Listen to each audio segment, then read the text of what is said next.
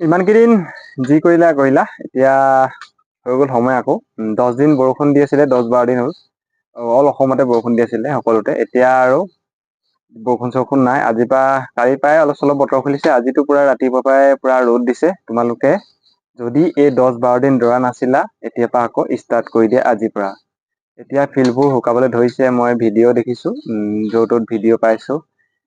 প্ৰায় ফিল্ড যিমানখিনি বোকা হৈ আছিলে শুকাইছে।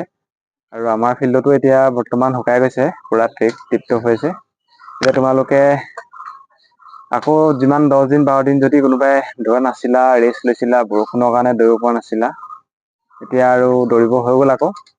কাৰণ তোমালোকৰ ইলেকশ্যনৰ ৰিজাল্ট কাৰণে ৰখি আছিলো আমি। ইলেকশ্যনৰ ৰিজাল্ট দিব। ইলেকশ্যনৰ ৰিজাল্টো দি গ'ল। আকৌ বিজেপিয়ে চৰকাৰ গঠন কৰিলে। এতিয়া আৰু 8 তাৰিখে শপত গ্ৰহণ ল'ব বুলি কোৱা শুনিছো।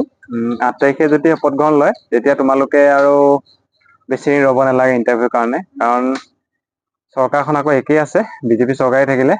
ভেকেঞ্চি খিনি ৰখি নাযায়। এতিয়া তোমালোকে টেনচন ল'ব নালাগে। 8 তাৰিখে যদি শপত গ্ৰহণ লয়, তেতিয়া আৰু 9-10 তাৰিখৰ পৰা কন্টিনিউ কামবোৰ পুৰা স্পীড লাগি যাব। তোমালোকে একদম মানে শান্তি নাপাবা। সম্ভৱ জুনৰ লাষ্টৰ ফালে কিবা এটা আপডেট আহিব পাৰে, যদি আহে। যদি নাহে আৰু জুলাইত আহি যাব। সেইটো কাৰণে তোমালোকে সময় একদম নষ্ট নকৰিবা এতিয়া। অকল পঢ়া আৰু দৌৰা, অকল পঢ়া আৰু দৌৰা। কাৰণ ইমান দিন যদি তোমালোকে 10-12 দিন ৰেষ্ট লৈ লৈছা, অলপ ৰানটো বহিছে বহুতৰে, আৰু জাম্পটো অলপ বহি যায়। সেইটো কাৰণে মোৰো অলপ চলপ বহি গৈছে। অকমান ৰানিং কৰি আছিলো বাৰু, তথাপিতো বোকাই চোকাই অলপ মিলাই। তথাপিতো মানে তেনেকে টানিব পৰা নাছিলো।